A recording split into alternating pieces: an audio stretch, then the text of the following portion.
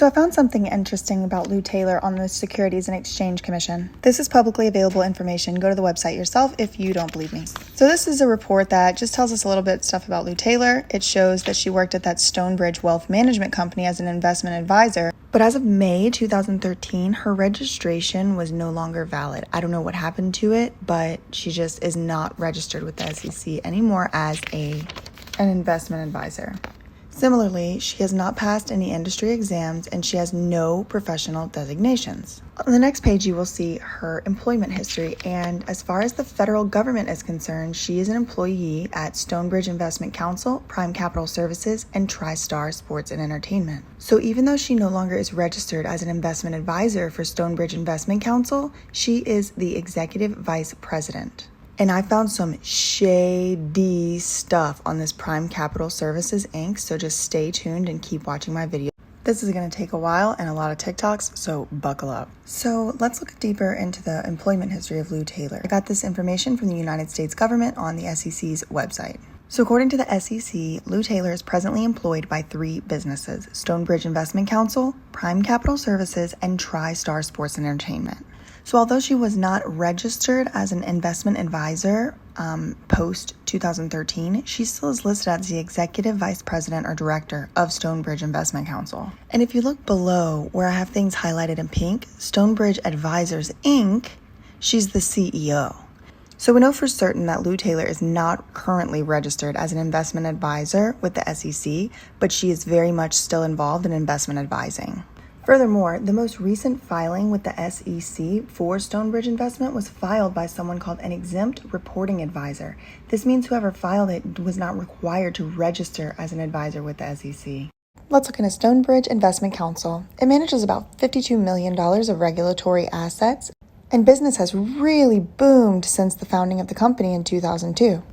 What you will see is before 2008, which is the year Britney Spears' conservatorship started, the assets were about half of what they are now. You may be wondering what Stonebridge Investment Counsel has to do with Britney Spears and her conservatorship. Oh, here it is. Louise Mary Taylor has been acting as president since August 1st, 2002.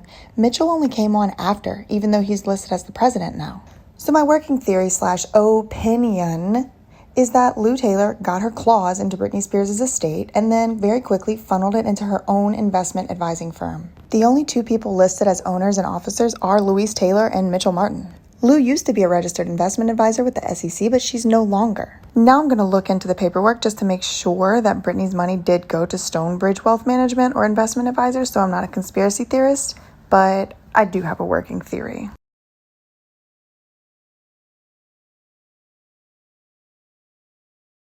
I was just browsing through this brochure of Lou Taylor's investment firm, where she is one of only 3 employees and is the executive vice president, to see about where some of the money of Britney Spears is going. Now, don't be too concerned if you don't understand this or get it right at first, but I've highlighted a couple ways that the firm itself is making money off of clients. So as you can see on the fees and compensation, there is a regressive fee for the more money you have in the account, the less they charge you, but of course the more they're actually making.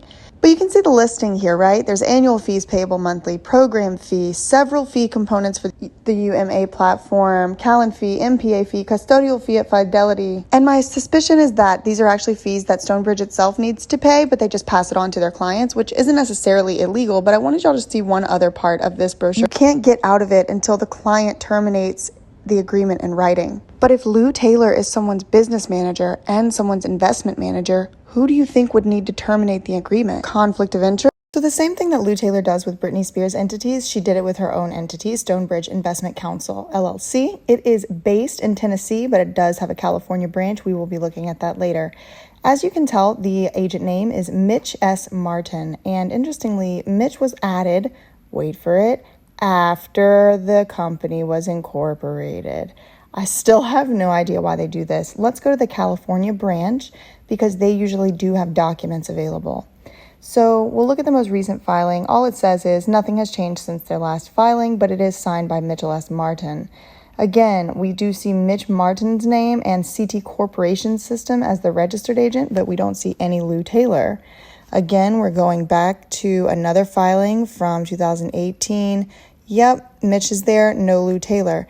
Interestingly, this handwriting looks exactly like Lou Taylor's handwriting, but her name is nowhere on the incorporation doc. Now this chart shows that in 2020, Stonebridge Investment Counsel had another huge pump up as it did in 2008 or 9 when it got about $600 million under management. This chart right here shows what Britney Spears should be worth and what they're actually reporting that she's worth. Now remember, the person in charge of reporting what she's worth to the court is Lou Taylor's company, TriStar Sports and Entertainment. So for all intents and purposes, if this ship starts to sink, the buck stops with Lou Taylor and Mitch Martin.